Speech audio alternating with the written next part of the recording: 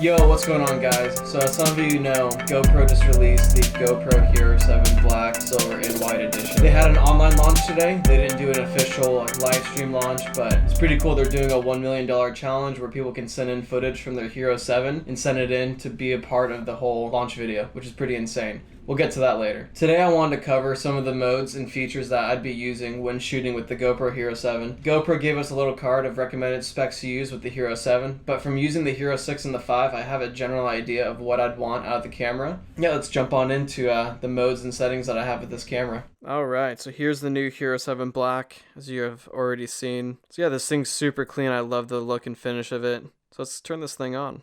When you first turn on the GoPro, you'll see the new menu system here. It's way more intuitive than the HERO6 and the HERO5. You could swipe on the screen to go through your different modes. The touchscreen feels way smoother and really responsive for the modes. So we have the standard video mode, we have looping, and then for photo, we have photo, burst, and night mode for single photo. We also have the new time warp video, time-lapse photo, and then night-lapse photo. So let's start with video. So yeah, here's my video mode that I have set up. I have 4K 60, and now 4K 60 has the new hyper smooth stabilization. And you have all your settings here, so you can choose your resolution and then your frame rate.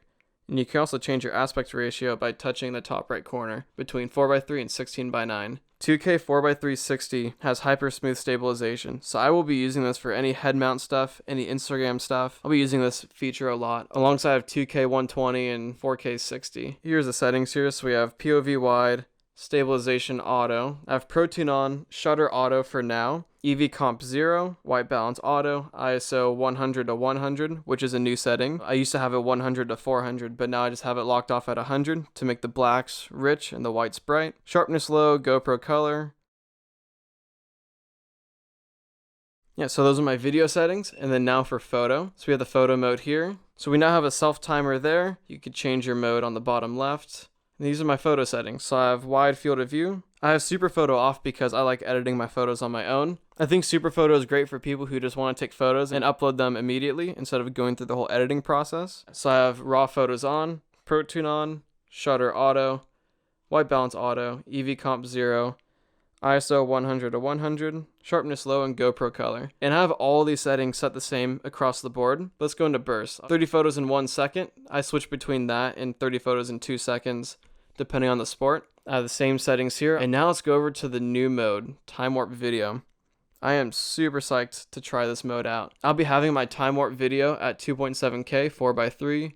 Wide field of view, and with time warp video you can change the speed on how much you want to capture and how fast you want it to go. I have it at 2 times right now. If I shoot 1 minute of recording, I'll get 30 seconds, and you can go all the way up to 30. So if you have 5 minutes of recording, you can get 10 seconds, which is pretty rad. But I'll be keeping it at, let's do 5. Yeah, so that mode's going to be insane. If you want to see a cool example of this time warp video, look up Abe Kislevitz's new Instagram post. He does a great job of showing the power of time warp video. And then the other mode I use a lot is time-lapse photo. I use this for shooting any kind of action shots where I just want to press the shutter and just not worry about it. So yeah, I hope you guys enjoyed this video. Yeah, the GoPro team settings are pretty similar to mine. The only change that I saw was dropping down the max ISO to 100, which I never thought of because I always thought the minimum was 400 you could do for the maximum. I'm pretty stoked to try that out today and just to see what kind of content I can get from that. Check in the description below for all the settings just written out. If you guys use the settings that I described in this video, tag me in your stuff. I'd love to see the kind of content you guys capture, whether it be photos or video or any edits.